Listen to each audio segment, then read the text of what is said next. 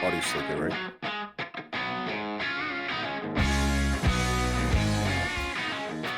Welcome back for another episode of And with us today, we have Raptor, whose real name is Lewis, but Raptor, because we always call everybody by their screen names that I've played video games with. And he is a tech specialist for a pharmaceutical company, which he will explain.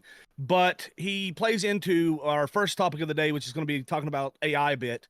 And I know he's talked to me personally, like in a private channel, about how he uses AI to help him perform some of the more menial tasks. It helps make him more impactful in his job because the small stuff that he knows how to do, but it just speeds that up for him.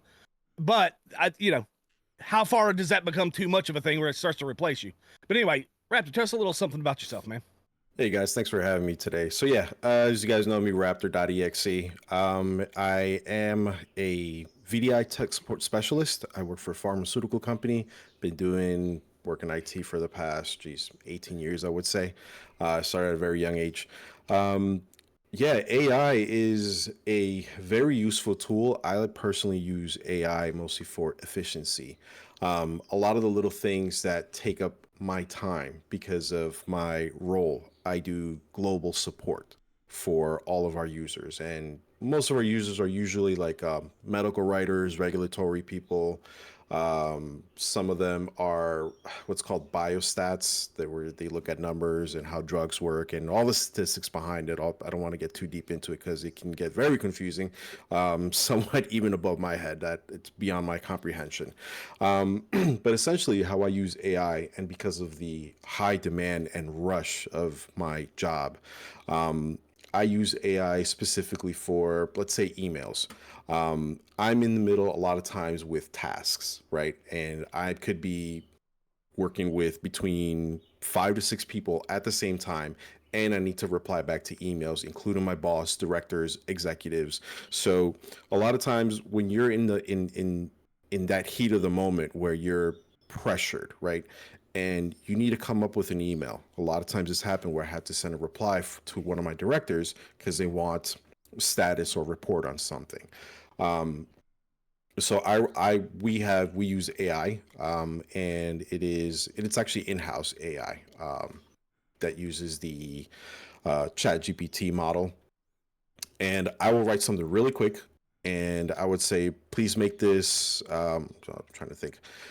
Please make this the tone neutral, make it sound professional, and just something very very basic. And I'll just write something really quick. I'll just type some how I want to reply, based on that email, and then it'll give me something within like 5 seconds. Like it's really fast. Our AI model that we have, and from there, I don't like to copy paste because some of the responses that AI gives, there's like a trend, if you will, or it's like a watermark, if you will, like the way how AI responds. And some of it's like a bit of my pet peeve. Like it always says, uh, I hope this email finds you well. I'm like, that sounds really cheesy. I don't like that type of responses. So I use AI particularly in like situations where like you're on the spot for email, and I just need to make it sound really quick, really professional, and just to help my efficiency, essentially, with AI. Does Didn't you AI? also? Oh, sorry. Go ahead. No, I was just going to ask. Does AI solve any problem like this particular in-house AI? Does it solve any problems for you that you're trying? Like you say, you're working on a laptop, whatever you're doing, and you ask AI, I can't figure out what's wrong with this thing. Will it come back with check this, this, and this? It might be this. This is the symptoms. This is the cure. Do you use it for that as well, or just communication? So I haven't used it for that particularly. Like if there's a specific scenario where I can't figure something out, Mm-hmm. I'll look, because here's the thing, like working in IT and with my years of experience, most of the time I already know the answer. Mm-hmm. I don't mean to sound cocky. That kind of that came out wrong. No, it's not cocky at all. This channel But loves cocky, so it's okay. but I do use with AI when it comes with, because I do a lot of what's called PowerShell scripting. That's what I was So gonna get to. Yeah. PowerShell is automation tool from Windows that also interacts also with Linux, as well as servers and whatnot. So it automates certain jobs that you want to do, or at least it can. 'Cause PowerShell is a very powerful tool. You can use it to make websites, and I don't want to get too deep into all the technical stuff, but essentially on my end, when I use PowerShell scripts, I use it generally for reports. We have, for example, over 10,000 computers in the building. We have over 7,000 users, and a lot of times I get asked like very very specific queries from my manager. Very recently, she asked me for a certain company, right? That we have consultants that use VDI. Mm-hmm. And she wanted to know if how many of these people are from this country, and how many do we have here in America, how many do we have in whatever region she wants to ask. And then she wants to know how many of them are active, when was the last time that. So PowerShell helps me query all this information, right? And this is where I use AI to help me create this script, because the script can get very, very long. I mean, we're talking about at least minimum 100 lines. And so to sit there and like start typing, making sure everything is correct, because PowerShell is also not case sensitive. Well, certain things are case sensitive, but it also depends on your how you input your characters. So all it takes is just one extra space, right? You Yeah. accidentally press space or add a comma or a period something, and you have this huge lines of code, and you're gonna be like, well, where the hell is the break? Where did I mess up? Yeah. And Oh, I got a so, good one and on that. Yeah. I'm not an expert on this. I'll be honest with you. I just started doing PowerShell 2 years ago. My previous job, which was a bigger company than this, I was very siloed, strictly for tech support. So jumping into this new role that I have, using AI has also been kind of like my trainer as well, because I know a little bit of PowerShell scripting, but I'm not very efficient at it. Mm-hmm. And reading the scripts that is given me has kind of like embedded sort most of the scripts in my head. So I mean, AI is such a useful tool for me. I'll be honest with you. I can see why people see it being a bad thing, but honestly, for me, in my opinion, and how I use it, and in my role, it is super super effective. Back to your when you said one little line of code could be out of if it's not capitalized or if there's a space between it. Back when they released Alien Colonial Marines for PlayStation 3 and Xbox 360, which clearly one of the worst games ever made back at the time, I was so hyped for it. The aliens did not hunt you down like they were supposed to hunt you down. They just all ran directly at you, which was one of the big beefs with the game. And Gearbox and all those, whoever, they couldn't figure out what was wrong with it. Well, a couple years later, a modder figured it out that there was one letter in one line of code that there was a space there that shouldn't have been there, and it completely ruined the AI that they had created for the aliens to climb the walls, to come around you, to try to hunt you. And because that one letter was off, they ended up just running at you all the time. There was no alien behavior. So I was thinking of that when you said that. And that this guy, he probably works in your department. This guy, fucking 10 years later, just like, well, you guys goofed up ABC over here, and he fixed it, and he patched it himself with a mod, and then the aliens started acting like actual xenomorphs. So I thought that was funny when you mentioned that. That's pretty cool, and I can see, Preach. I'm sure you. This is clearly a good use of AI to make a job more efficient. I can see why people, though, because maybe Raptor, there's not 20 people working in your department anymore. There's 7. Because I don't know about your specific company, but because AI is handling a lot of these menial tasks and things that are making your life easier, your company does not need to pay 20 people anymore. It only has to pay 7. Now it makes you work the That's job what of I 3 or was 4 just. people. Yeah. Yeah. So It's a double-edged sword. Yes. With AI, because honestly, my role requires more than 2 people. I am the only guy in my department. Yeah. And I've asked for help. I only got one of the desktop support guys who I've been training to how to use our console, the VDI console.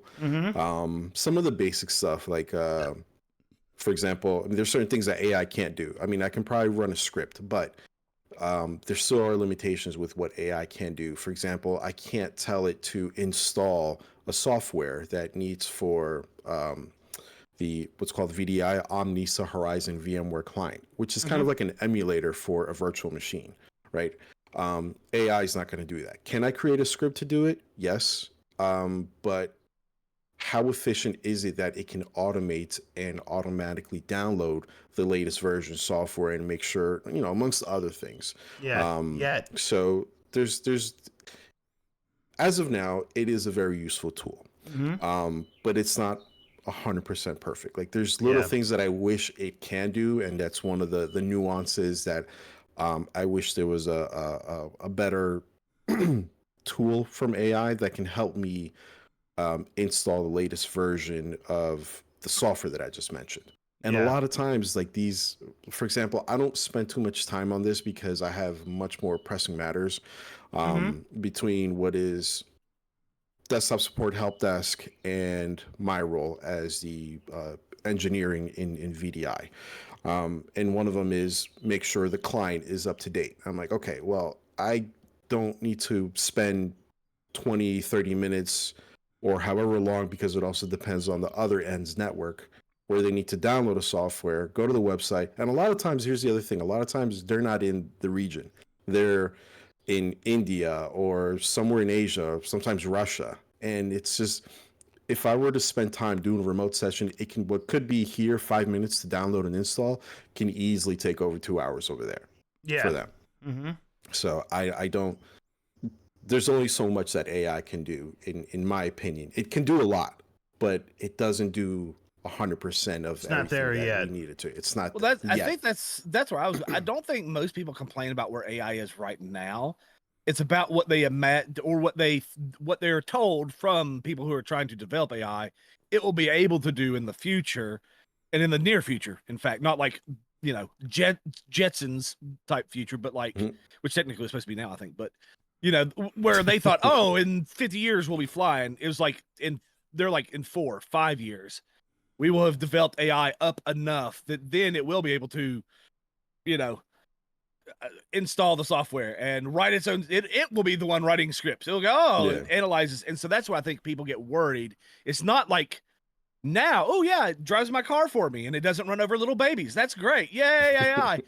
I think it's what people get worried about is, like, I can give you a very, very good example, and I've used different AI models. I've used our in-house AI tool, which is a model from ChatGPT.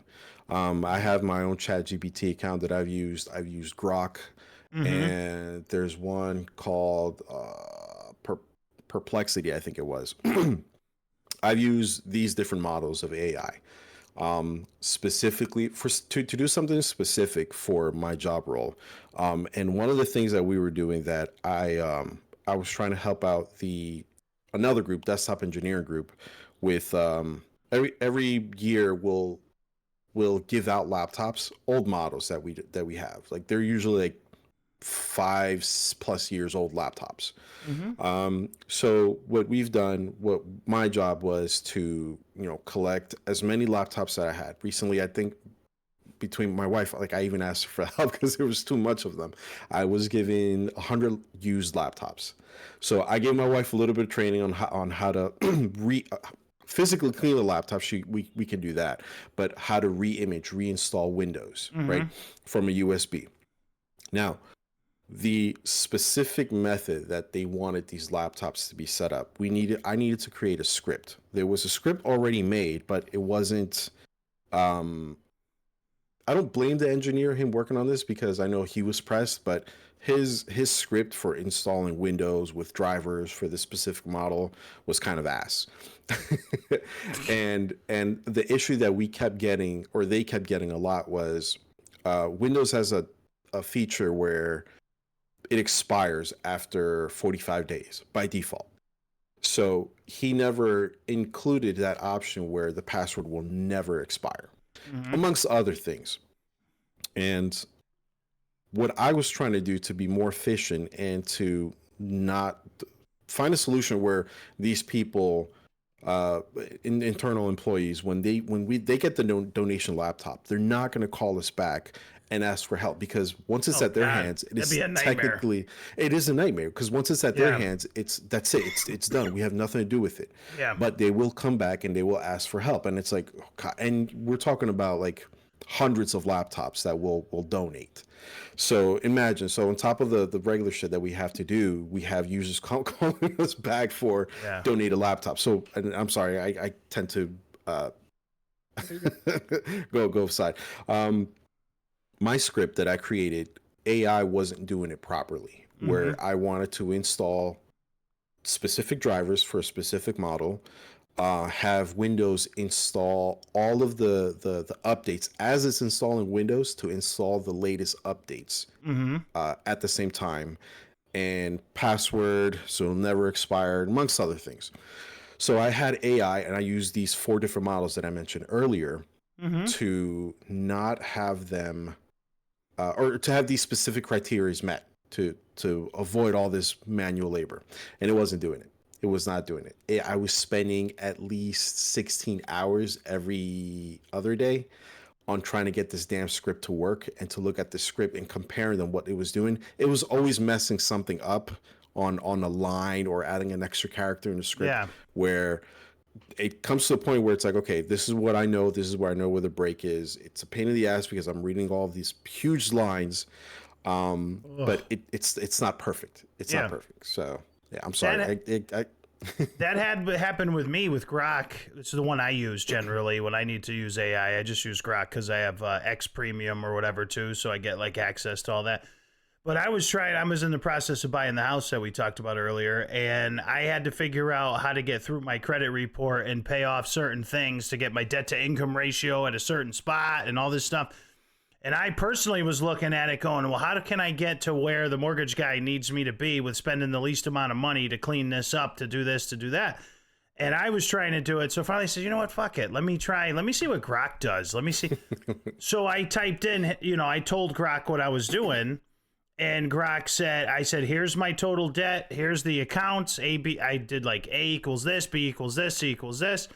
And so Grok started talking to me for like 10 minutes, because you can do like a mode. I don't know if there's like a standard mode, and then there's like a free thinking mode for Grok. Deep thinking, sorry. So I hit the deep, and it started going, well, if we do this, and then it was like, it wrote a novel. And it just kept going and going and going and going and going. And then when it got to the bottom, it said, do this. This is the easiest and cheapest way to get to where you need to be. And it was wrong. Yeah. It was wrong. It was off by one account. It actually, I went back and said, Grok, I think you need to check your work. And it actually went back and did it again. And it goes, oops, I was wrong. This is what you should do. Which is crazy how it's like almost human like when you're like, hey, this is wrong, and then it's like, I'm sorry, not my bad. It'll say, oh, I'm sorry, my apologies. Here's a refined version or whatever. Yeah. I've had something like that aside from work.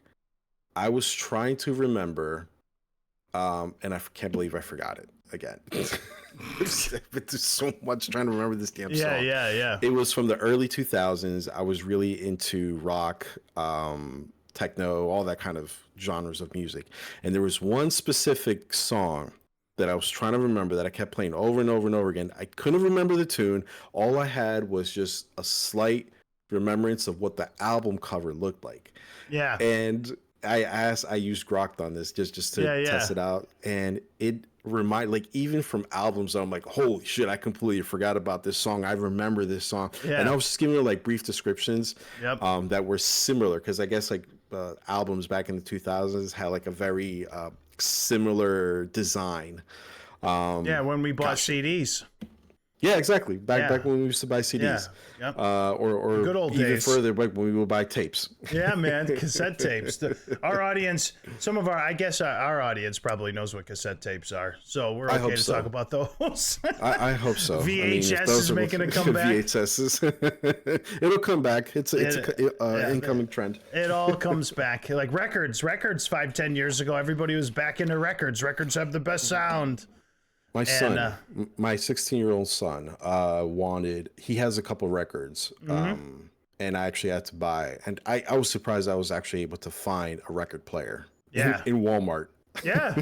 and record discs. Yeah, I have them too. I bought it a few years ago and put it up in the living room. And I listened to Welcome to the Jungle. I have the Guns N' Roses Appetite for Destruction record. And so that's Love the it. one so when the kids know it's time to clean their room, it's time to play get that going, song. I put on Welcome to the Jungle and get it ready. You know what I'm saying? So very interesting that I can see, like, there too is another scary, apprehensive, why people could be apprehensive about AI is because the deep thinking mode. At one point, number one, it's acting a little bit human because it's giving you a slight error like it did to me, like we just talked about. Number two, I think a lot of people are scared when does it become self-aware? You know, like what's the tipping point for that? And I know we've all seen that movie, you know, and that's, I think, where a lot of people are like, what the fuck? Are we building our own demise? Yeah. You know, where, because it becomes aware and then it goes, humans are a pain in the ass. Like, we've seen The Matrix, we've seen Terminator, we've seen AI, artificial intelligence, the last script written by Stanley Kubrick and directed by Steven Spielberg. So we've seen some of these things, and it's AI. The creators of AI don't do a very good job of nullifying those fears when they talk about it. I mean, they almost like they talk about melding humans and machines together with AI and uploading your essence into a cloud, this transhumanism stuff and all this. Some people are like, bro, like, that's a little, you know, but like what we're talking about, where it's figuring out code and it's finding a song for you from the early 2000s, or, you know, fuck it, have it write a love poem to your girlfriend or whatever you want to do. Those are pretty cool uses for it. I just saw last week, I don't know if you guys saw the Neuralink. Elon has that Neuralink, which is also creepy but cool at the same time, where he's putting chips in the brain. And there's some gentleman who was completely, what do you call it? He had, I think it was ALS. He had ALS, where he could no longer speak. He could hardly move anymore. It had, you know, and he was the third successful person to have the Neuralink in. And he did a video last week where he was talking in his own voice from AI. It recreated his voice from 10 years ago before he lost his voice. And he was describing to everybody, talking to them through this Neuralink, how he was using Neuralink. And it was so much easier now to communicate with his family. And it was creepy as shit, but it was cool at the same time. Like, that is a very moral use to me for technology, for AI, for those things. This is somebody who had life taken away from him or her, no choice of their own, and it's giving them back their autonomy by allowing them to communicate and allowing them to get back to normal human status as much as possible from those ailments. So I don't know if anybody hasn't seen that video yet, a Neuralink, it was wild. Yeah, it was. I think the biggest problem. So here's where I go. Almost every scientific development, the initial people who do it with the best regards and the best intentions. Yeah. And they always go, "Oh no, I will protect this technology." And it is not 5-10 years after they've come up with the technology that somebody else has figured it out as well, and they've repurposed it to be something that it's not. Like, I could clearly see China taking over the Neuralink idea. And so, I mean, we already know they have the social score system or whatever. I mean, they could just put that in people's brains. Right? If your social score goes down too far, they take something away, or they cause pain, or they do like. I could Johnny Mnemonic. Yeah, it's like I totally see how the good side, but you also, like, I think anytime we have a technological development or advancement, you have to go, okay, when the wrong people get their hands on this, what could they do with it? I think that's also nuclear energy. You know, yeah, nuclear energy is a great example of it. Nuclear energy is the cleanest, most efficient energy in the world. Unfortunately, we can make bombs with it too. Yeah, exactly. Like, and so it's just right. There's no pollution if you figure out what is it, fusion. Fusion, like once fusion is going, then there's no more pollution for energy, and energy is cheap. Fission is an issue because obviously you're breaking things up, but fusion, we're almost to fusion, and then once we get to fusion, but unfortunately, just more and more powerful bombs, more and more power. Then you get bad actors, bad governments getting a hold of these weapons, threatening other governments and other peoples with them. So that's obviously clearly the highest level of technology and I think everybody bullshit always that we're talking about. By the way, I just saw always Raptor's think dog. of, like, You still have bad- that dog? The dog's still doing good? I've had him for the past 10 years. He's still doing good. Yeah. All right, cool. That makes me happy. Sorry, Rap Preach. I didn't mean to interrupt you. No, that's fine. I haven't seen the puppy in a long time. I think people think of, like, if someone's going to use it, it's these mad scientists. But I think a lot of people who make the big are scientists who they themselves believe they're just they're pushed by their desire to. Ooh, geez, your puppy. Did your puppy? Yep. But so I don't think it's even. Yeah, it's like we don't have to just stop. The movie Hollywood mad scientist. It's good people trying to do good things, and then all it takes is one guy that's kind of semi-moral that government can convince to take all this good work and just flip it on its head. Yeah. And so that's why it's always like John Hammond. social media, right? Like social media has good and bad. It's great because it has bypassed regular news media, so we get more. You get more accurate, but you also get more conspiracy. It's wild, conspiracy both ways. or dishonest. Yeah.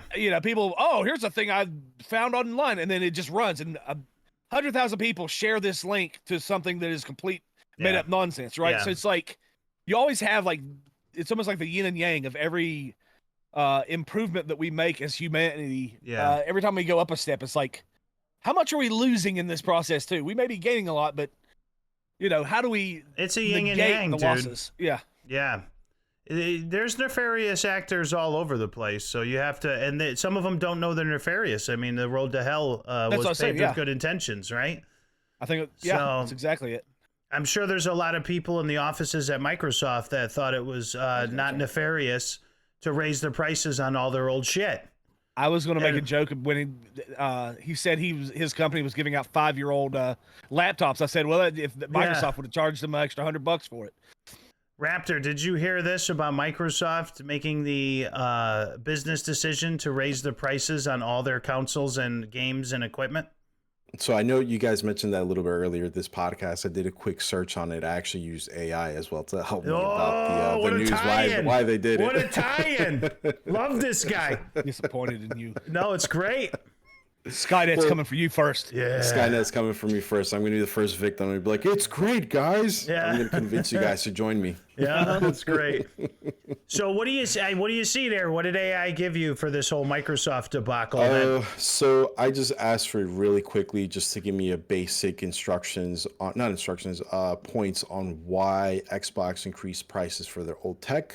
Yeah. And it gave me 5 points. One, inflation and cost increase, profit margin strategy, supply and demand, subscription and ecosystem focus, and regional pricing changes. So when I see that, I'm like, okay, they want to upcharge us Americans first. It seems, just looking at it, because I didn't read this fully yet, but I don't want to get too political into things, but obviously they're talking about the tariffs.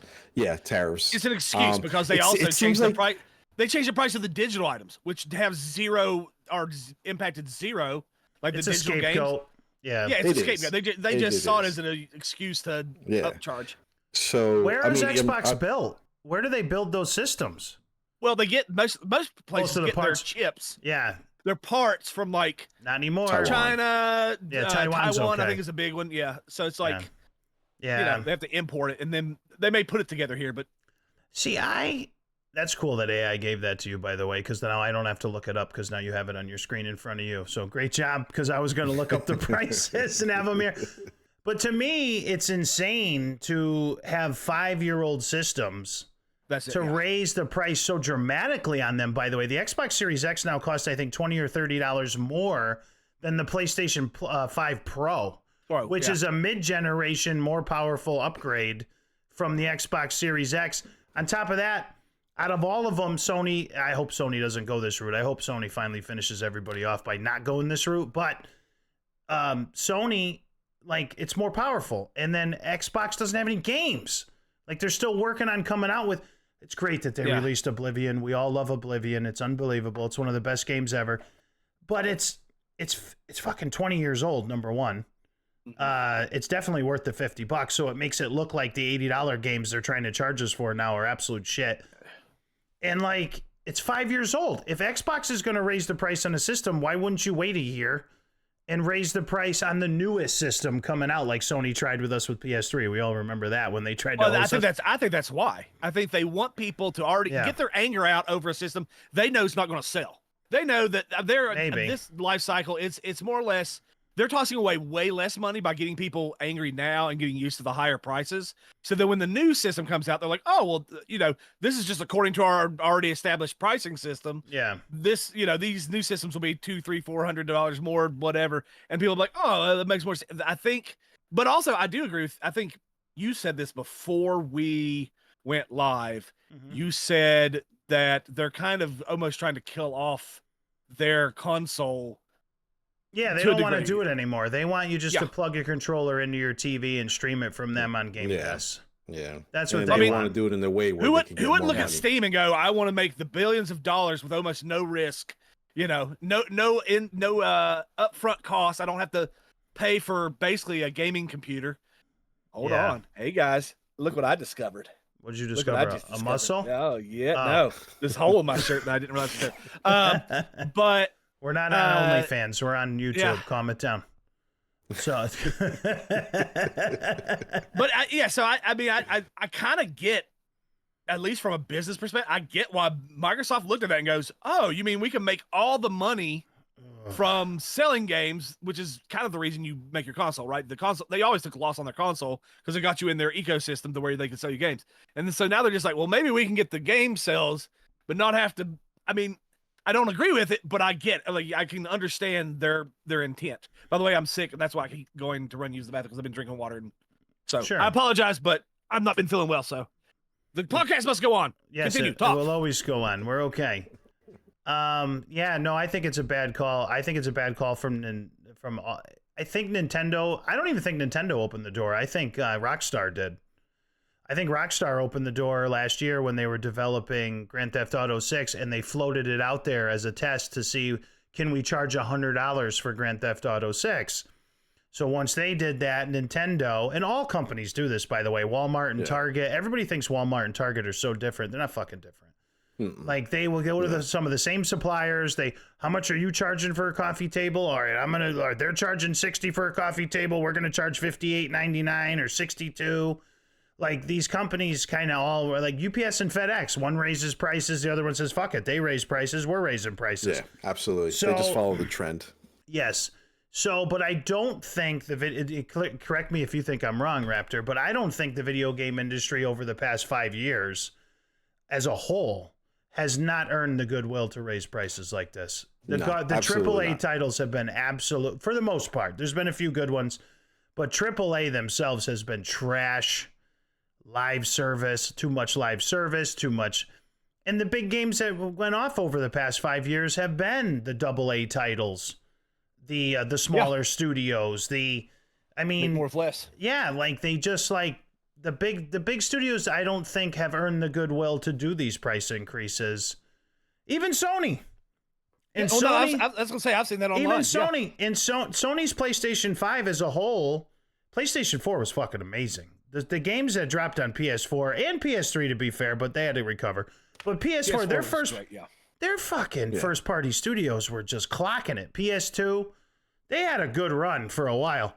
PS5, it's been kind of dry, to be honest with you. And even their first-party titles have been underwhelming for the most. Yeah, there's been a few gems. Don't get me wrong. I'm a Kratos fan. I'll die with the Blades of Chaos in my cave. But there's been... Spider-Man 2 was kind of a disappointment. Sweet Baby wrote some of it. The story kind of sucked. The game was okay. How do they make Spider-Man 2 not have a co-op game? If you're going to be Miles and Peter, you can't play with your friend and go around the city as Miles and Peter. It's not a co-op game? Who the fuck fell asleep at that fucking board meeting? But it's a decent game, but we haven't gotten a new Uncharted. Right? That's gone. We're getting Last of Us 2. They they've had to remaster The Last of Us like 8 fucking times because nobody bought The Last of Us 2. So everybody pretends that The Last of Us 2 made like a third of the money that The Last of Us made. It got great scores from all these game journalist organizations that are now going out being sold and are like. Did you see that was another thing that just happened? Polygon went up, like all of their, that was they deserve it. And they went, I mean, a lot of them. I hate to see anybody lose their job. Like, this is not a lose your job thing, but these journalists in all factors, especially video games, have earned their fucking graves. They lie, they pretend, they get paid off by the company generally to come in and go, wow, this game is so amazing. I just played a preview and it's great. No, it's not.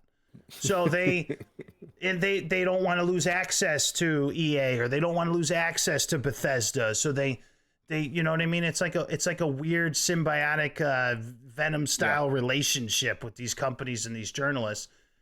And so, I mean, even like Snow White, the new movie, they had a preview of it, and I saw the tweets from all the journalists who went and watched it. Oh, it's a dynamic performance out of Rachel, and and the movie made like fucking $5. Someone went and bought a hot dog and went and fell asleep in the theater.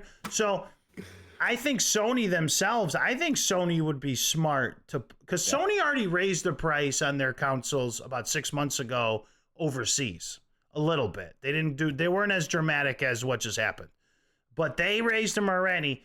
The PlayStation 5 Pro is already $699.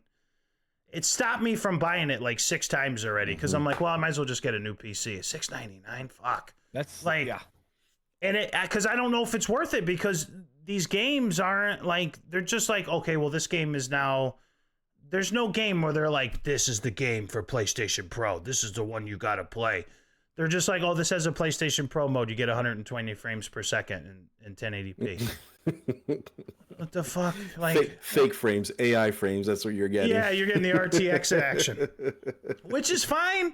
But $699. So it's not even real RTX because they don't even use NVIDIA, do they? They use they have their own proprietary their own version. But I will say I love the RTX 4 PC. Like when you turn it on and it works. Like if you have a card that's good enough to actually run it well. No, I think technology is great too. It's a brilliant technology, but I also agree that you're getting a lot of fake stuff too with a lot of these. Yeah, enough of this bullshit. There's tricks they pull. Yeah. I think Sony would be smart to hold the brakes on it and say, we're not raising prices. Our games are staying at $70.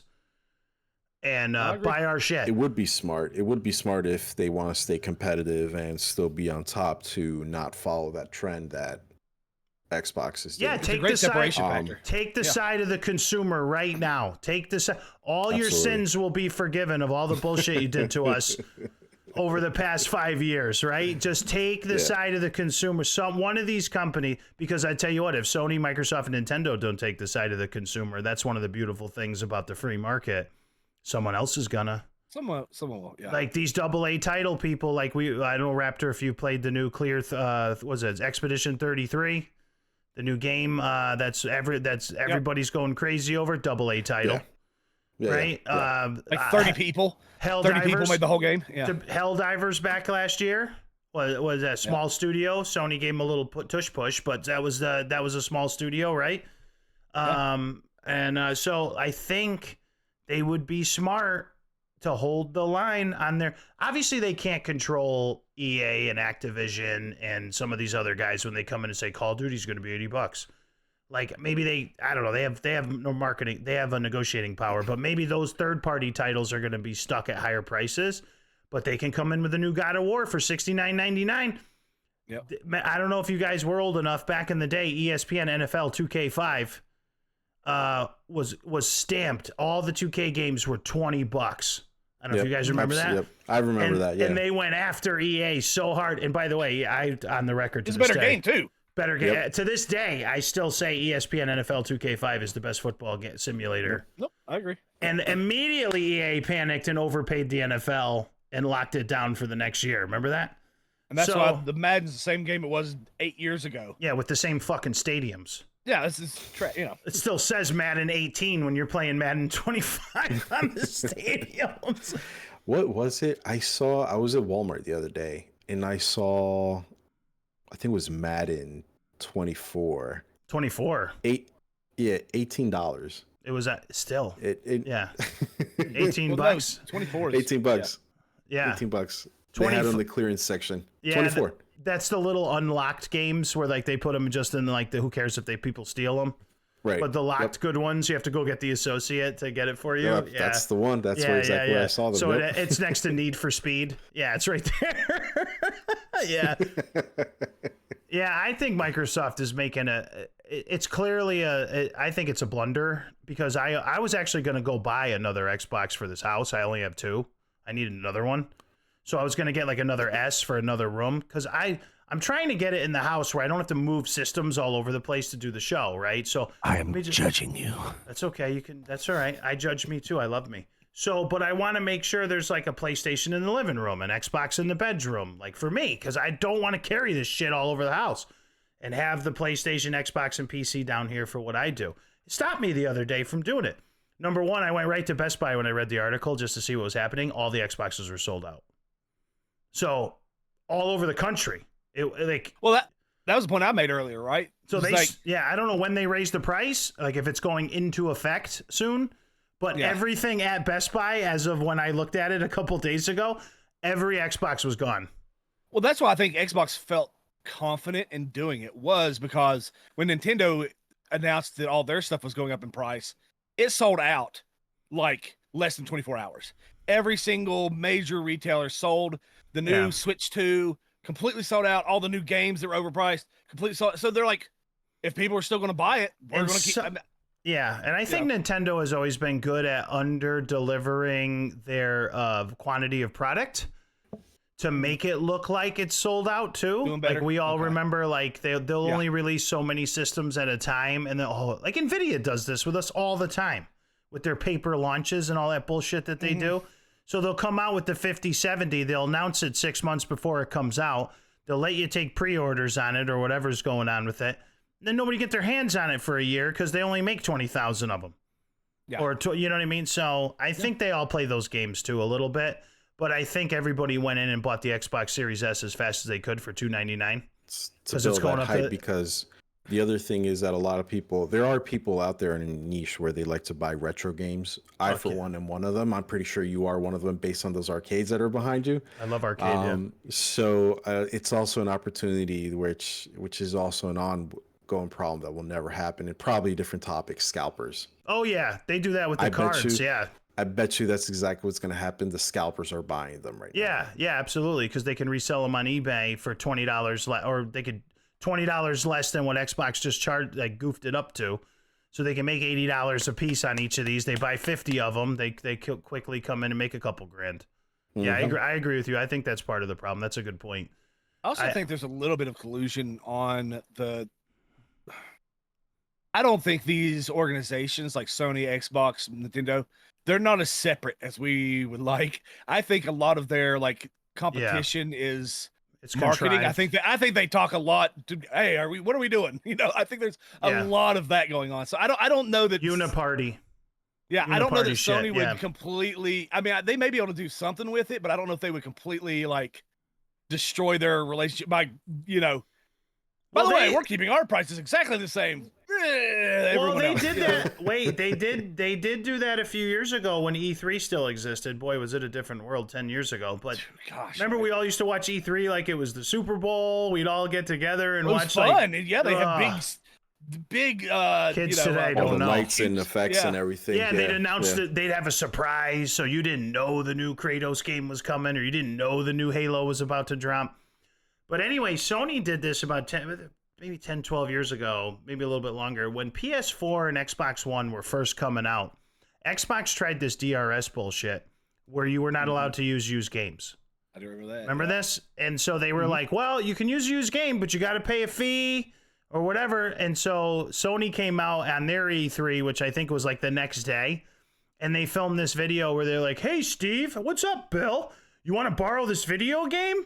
And yeah, I'd love to play it. All right, here you go. And they were like, PlayStation, you can use used games. Do you remember that? I remember that was a big one, yeah. Yeah, that was a good one, and I miss Kevin, by the way, from PlayStation. He was the guy who always did the E3, the goofy office guy, Kevin. He was like there. Yeah, that's when, God, we lived in such a great time for video Olivia games. Munn. Yeah, Times Olivia Munn times still were do much something. different. Yeah, it was. Yeah, Olivia Munn was amazing. So, but they, I don't know if Sony. Sony just got out of a huge legal battle with Microsoft over Call of Duty.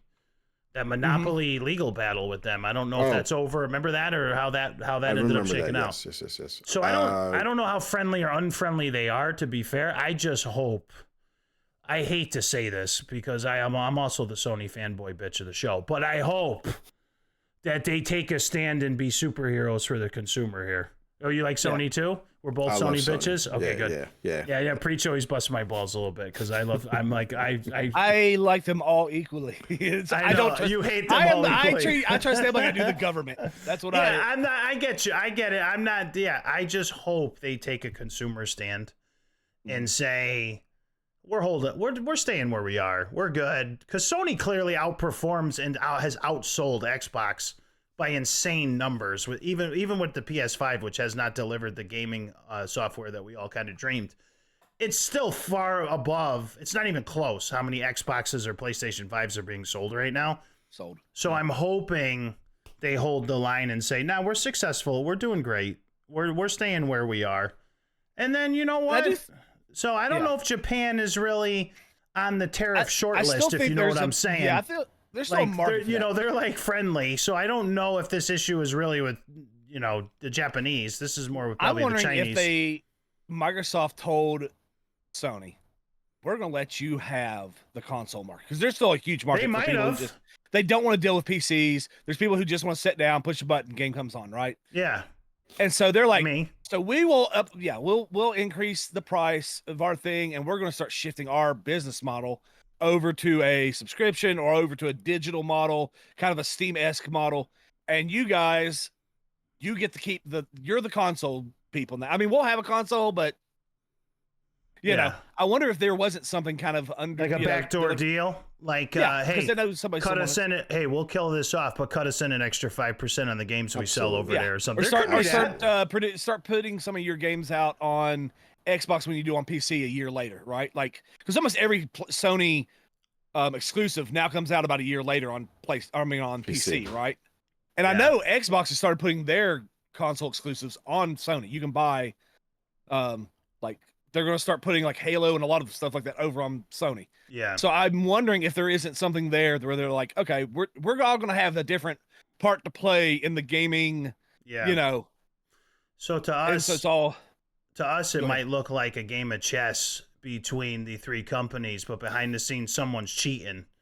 Yeah, And they're like a Dr. Lupo, and we don't know. Good. And we don't know. Smooth transition. I see what you did there. So, one of the big other topics that's been going on this week, one of the biggest streamers in the world, actually, he's pretty close to. Yeah, he's up there. He's top 100 at least. I would right, isn't he? Yeah, I mean, if you know about streaming, you probably know him. Yeah, if you're a fan of this genre of entertainment, Dr. Lupo up there with Dr. Disrespect up there with Tim the Tap Man, all those big streamers. Phil, I came across this the other day on X. I had no idea what was going on. That's where I learned about it. Yeah, and apparently Dr. Lupo was in a chess tournament, a virtual $100,000. Yeah, and he cheated. Was it with AI, Raptor? Do we know? Well, I mean, you know what I mean. So some sort of specifically, program. he used Grok. That's what he used. So we're tying this all the way. Oh, did he? No, but then that's why he lost because but he did use some. And they said they even called it like the most obvious example of cheat, like the chest people, or not chest, chess. Yeah, like organizers, the tournament organizers. Bobby said, Fischer it was called blatantly it out. obvious. Yeah. Yeah. And the problem was he first came out with the argument. Oh no, I was just chat was trying to tell me what to do, and I didn't actually cheat. But that I think is always the worst move. If you get caught cheating, the cover up is always worse. The Watergate. Yeah, moment. just be like, okay, I cheated. I should, Yeah. But then he did that later, but it's too late then. After you've already tried to get away with it, because everybody knows. I read his you're apology. willing to try to lie and get away with it. That's where I found out what happened. I read the apology first, and then I had to work back. He posted an apology video. Yeah. That's what I'm looking at right here. Okay, so you got it up. At that point, it's too late, right? Like at that point, if you lied first and tried to be like, no, I'm still the goody two shoes that you all know, and I get why people. It's kind of the same thing you do with politicians. There's a lot of pressure. Okay, if pressure. they lie about this, what have they lied about in the past that we didn't catch them on? I think it's like that. It's the same pressure in this world. It's a little different, but it's the same pressure in this world that like athletes feel. And then you catch them taking steroids to hit some home runs towards the end of their career. Or it's, you know what I mean? Like it's the same pressure that a Hollywood actor or actress feels, and they got to go under the knife to look younger, to stay appealing, to get cast in movies. I think the way I read his apology was like he felt the pressure to always be the best. And so he cracked his moral code to cheat, to still be perceived as the best when he was the best 10 years ago. That was the way he was kind of apologizing. Like 10 years ago, I was the best at Call of Duty, or I was the best at this, or I was the best at that. I've lost a little bit of an edge, and now I'm not the best. And unfortunately, I took the wrong road here to still be the best, and I cheated, and I got caught, and I'm so sorry. That's what I'm just saying. Yeah, go ahead. 100,000. Money makes people act crazy, funny, I suppose. Yeah. I know. I agree with you. I think this wouldn't be as big of a deal if he was like playing someone on the stream and he cheated and he got caught a little bit. The fact that he was in $100,000 tournament for chess. Yeah, it's hard to recover from that. So I wanted to read a quote. I'm not sure if this might be him. Probably can correct me. Where it says, "I betrayed the trust of the chess community. I betrayed the trust of my chat. I lied directly to Wolf. And so if somebody can see this, I'm sorry. I got caught in the fight or flight moment and panicked and doubled down. I'm appalled and embarrassed. It's funny too because I'm the Tarkov guy that's always very anti-cheater, right? And then of course it's the person that's so loud and vocal about how it ends up doing it." Yeah, that was part of his apology. It was long. It was a long thread. This was a very, very, very short one, but I've never watched him preach, but correct us if we're wrong. Isn't he kind of like the wholesome? Yeah, that's my point. He's like a PG wholesome He was guy. one of the people who came out really hard against Dr. Disrespect. Yeah, he better start throwing some. Yeah, it's funny how these really people talked about his morality and stuff, and it's I mean, it's not the same kind of different problem here, but there is a bit like, those who live in glass houses shouldn't throw stones, or those who throw stones shouldn't live in glass houses. Like he who has not sinned, throw the first stone. Cast the first stone. It's kind of like, but I do. Go ahead. I don't know. I'm just worried because there's a lot of people who, I mean, I would say I've heard some people who are big on the competitive scene, even in shooters, say a lot of these big streamers who are huge streamers absolutely cheat, and they're getting away with it because they know how to hide it really well, and they all lie. It's kind of like they all agree. Like we're not going to call you out. You don't call me out. And I do often wonder, because you said athletes cheat later in life, but there's a lot of them that are like bench players or minor league players, and they cheat, and then all of a sudden this guy out of nowhere hits 50 home runs, and he was a 228, 12 home run guy before that, and it's like, how many of these guys, their career early on, Roger Clemens get into that, Roger Clemens pitches almost till like in his 40s, throwing absolute heat and gas at 44 years old. I just read an article the other day, and I am in no way, shape, or form accusing Aaron Judge of cheating, because there's no evidence that he's cheating. But Aaron Judge, and I haven't been paid too much attention to baseball, but whatever's going on with Aaron Judge right now with the New York Yankees, he is absolutely destroying and decimating like every record through this first quarter of the season. He's got a .427 batting average. He's tied for home runs. He's got like no errors in the outfield. Like every statistic for Aaron Judge, who is clearly a specimen of Brock Lesnar's level. Yeah. Like just a special fucking human being, whether he's cheating or not. He's destroying. He's like the ultimate baseball player through the first quarter of the season. And you kind of go, you look a little bit and go, dude, what gas is he on? Like, well, that was Barry Bonds, right? He was one of the first. He was great even before. Yeah, he was even skinny. When you can see he wasn't on it. Yeah. He was still like leading. I mean, he was 30-30 all the time. So much pressure. And these guys, I mean, because a lot of them are just so competitive that they have to be the best at all times. It's crazy that Dr. Lupo would fall like that level of like, what is the level of pressure? Well, that's what somebody said. He's got money. He didn't need the 100K. You know what I mean? Like it wasn't. Yeah, it's the perception. People are like, it's status. It's perception. Why would you? It's pride. Yeah, exactly it. It's pride. In fucking chess.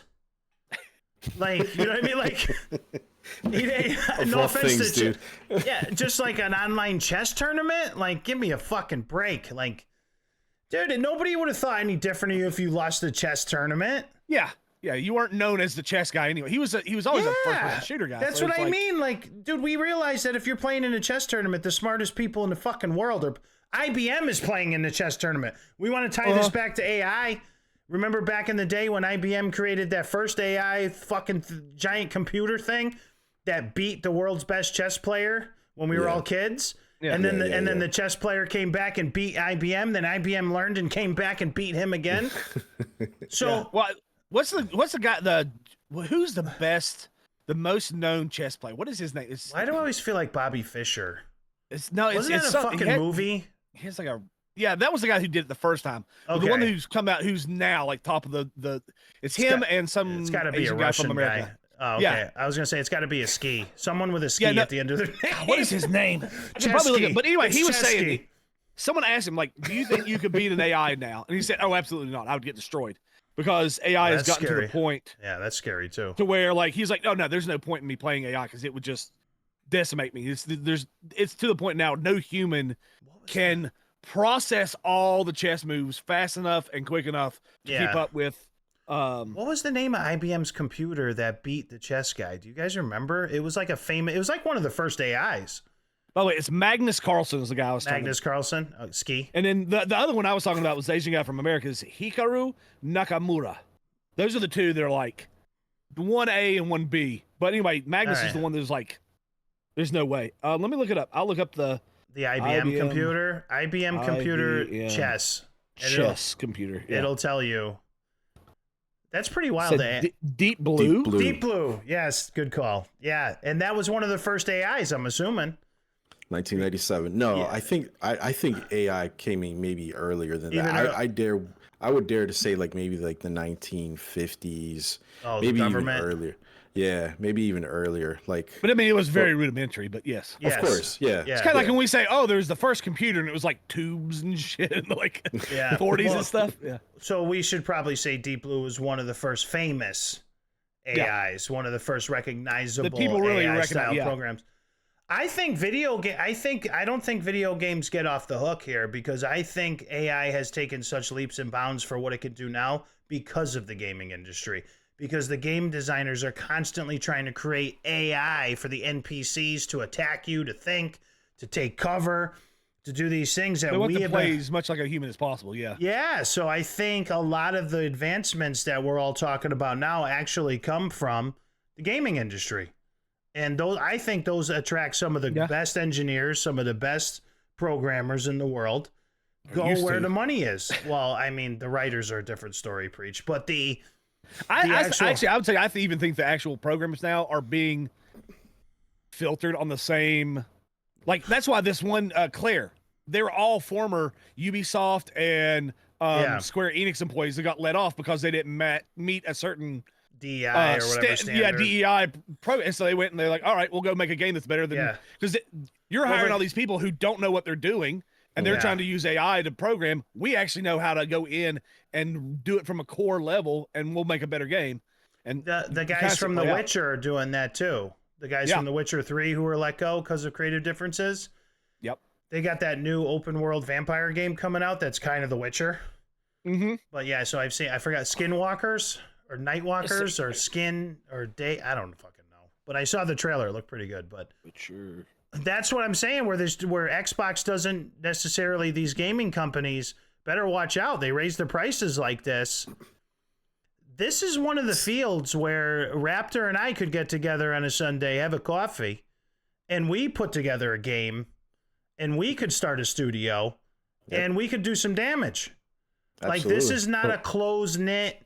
The AAA studios do not have a monopoly because of Steam. Because of, the other ways to buy video games. Yep. Right? It's called Blood of the Dawnwalker, by the way. That was the name of the game. The Dawnwalker? Blood of the Dawnwalker. Blood of the Dawnwalker. Okay, so I was close. But that's from the guys who made The Witcher 3 who were let go, you know? So, but back to Dr. Lupo. I don't know how I think in a couple weeks nobody fucking cares, to be honest with you. I agree. I mean, he was already. He'll lose a little bit. He was already kind of a little passe. He was Yeah. getting on the down slope anyway. Yeah. And It's so tough. streaming's especially when your stream is built off of being the best at something. One, Yeah. it never gets like Tim the Tatman was never the best. Again, he was good, but it was his personality is why that's why he blew Yeah. up. He's Yeah. one of the biggest shooter streamers or gaming streamers because of his person, not because like Yeah. Z-Laner, really good player, but he's not even remotely close to like Doc or Tim or some of these other more personality-based gamers that are also they're in the competitive scene, but they're not. Yeah. That's not their thing. You know, Yeah, they're not- personality. I agree with you. Personality gets you all the way. You Yeah. can't be Tom Brady forever. exactly. So And if there's that Tom result. Brady is a walking log of shit, he's done after football. If he doesn't have the personality to get Yeah. into the booth, to make the commercial, to have the likability of a Joe Montana, I would argue Joe Montana has way more. Look at Peyton likability. Manning. I mean, he's built a Peyton, whole Eli- entertainment empire. Eli Yeah. and Peyton, correct. They had the They had, like- personality to move Mhm. beyond the game. Mike Tyson, Yeah, you know, I agree. just whoever it is. So, but yeah, I think he recovers from this in a few weeks. Jumped on the grenade. Hopefully, learned his Yeah. lesson. I think other streamers should take heart to know to stop doing this bullshit and find Yep. other creative ways to make your show interesting. I agree. You know what I mean? Like it just like not everybody's not Shroud. You can't just not talk on the microphone and win every game. You're just not. And eventually, Shroud's eyesight and brain power are going to go down a little bit too. See, well, we will disagree on that because I've watched Shroud. He talks. He just doesn't. He doesn't. He's talk mousy. loudly. Yeah, he's just Yeah. very, He's very nerdy. But I know a lot of people. I'm like my sister and her former husband used to love to watch. Like they didn't like the loud. They wanted someone who talked about like this and yeah, described what they were doing. And yeah, and ASMR style. Yeah, Yeah, those are the people who watch my show. Definitely. yeah. So, but- Absolutely. If there's one thing Ply's known, it's about that It's calm, for ASMR. peaceful demeanor. Listen, I call for calm and peacefulness every single night so I can show everybody my professional skills. And you know what I mean? It's not my fucking fault they go crazy. I don't egg them Crowd on. goes wild for Ply. Yeah.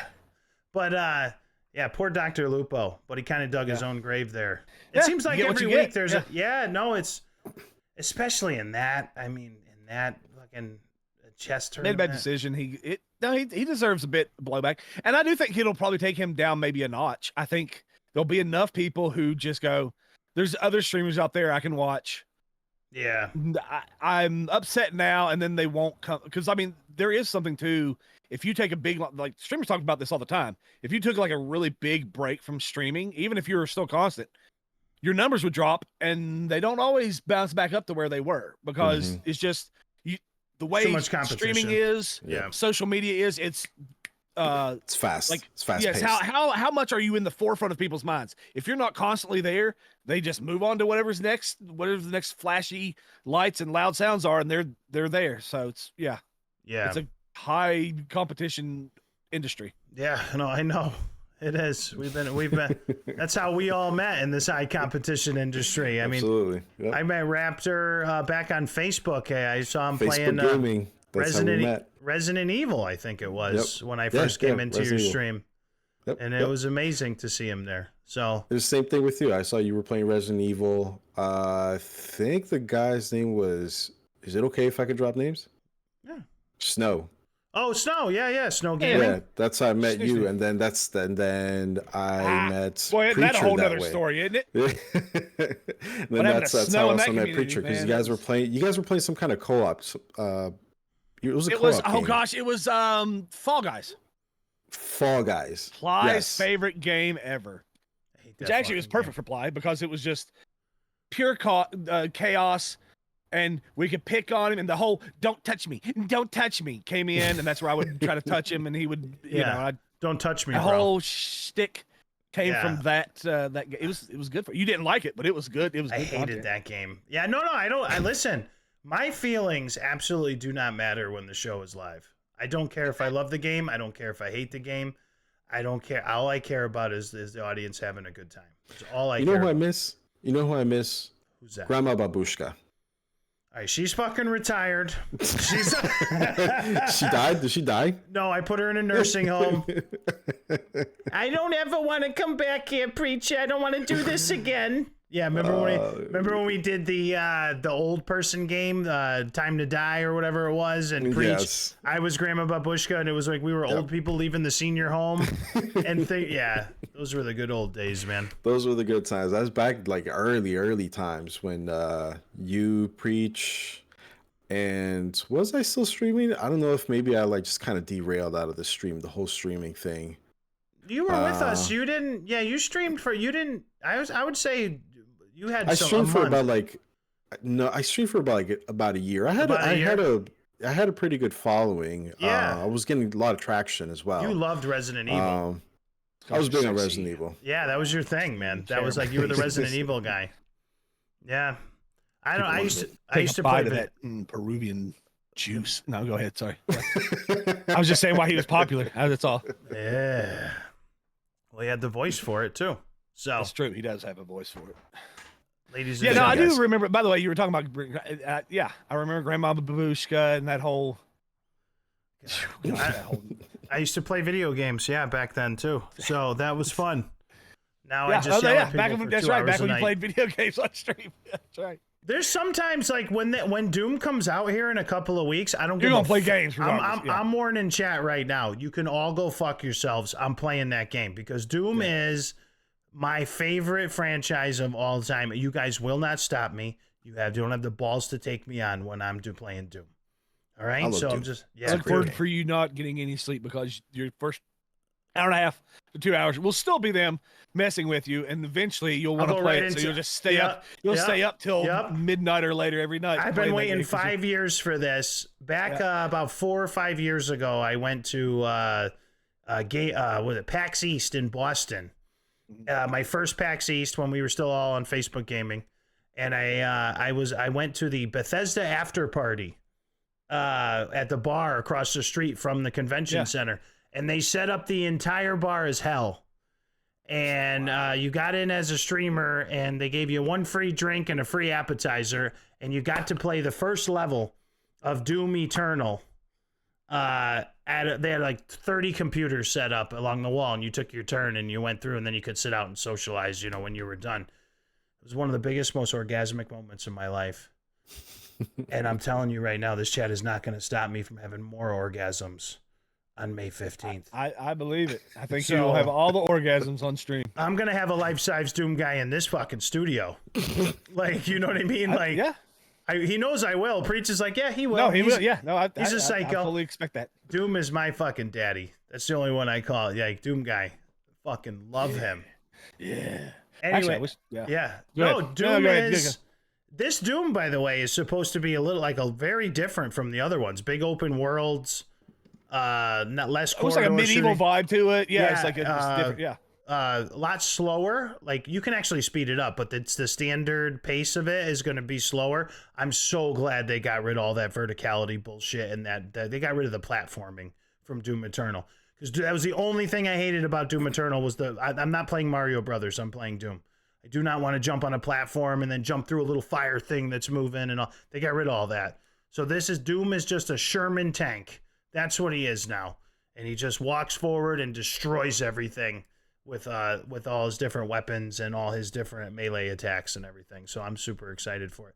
Raptor, it was an honor to be able to talk to you again. I miss you. I think about you all the time. I'm very happy you and the family are doing good. It's super happy that your house is coming along after all these years, that you've been working hard on that. I'm happy you got the new job at a different company. I remember back in the day that other company was kind of beating you up with that tech stuff all the time. So it makes me very happy to see you and hear from you, more so than when I see Preach. So I'm so glad. No, I'm just kidding. I want to give you thanks you guys as well for inviting me over for today. It brings back memories back like the old days when we used to hang out, talk, and just joke around and say some dumb shit all the time. So yeah, man. I'm glad we're still friends. We still talk to each other. I know I don't get a chance to see you as much on your live streams. I'll try better. I'm really sorry. I know work has gotten with this position. Actually, it's a promotional position that I got. So Good. from You deserve being it. a tech, from being a tech to engineer, and just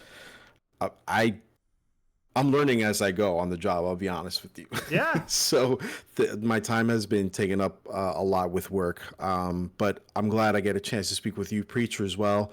I hope we could get to do this more often, not just streaming, but off stream as well, because it's like a genuine friendship that we definitely have and that I cherish. Yeah. And so, but yeah, thanks guys. I appreciate it. You're always welcome to the Ply House. This is why I bought it. So listen, you're not that far. Yeah, I'm not that far from you. So I'm still mad. I'm still mad that you were like 30 minutes away from me, and I'm like, I was willing to go wherever the heck you were. I know. And I was like, oh my God, this guy. He was 30 minutes away from me. I knew exactly where he is. The restaurant I was at when I texted you that time when I was in New Jersey. Yeah, that was my fault. Ladies and gentlemen, thank you so much for joining us. Brian the Professor. Fucking 3 brilliant guys yucking it up for an hour. Make sure you guys share the show. We'll see you guys on the next one. Goodbye.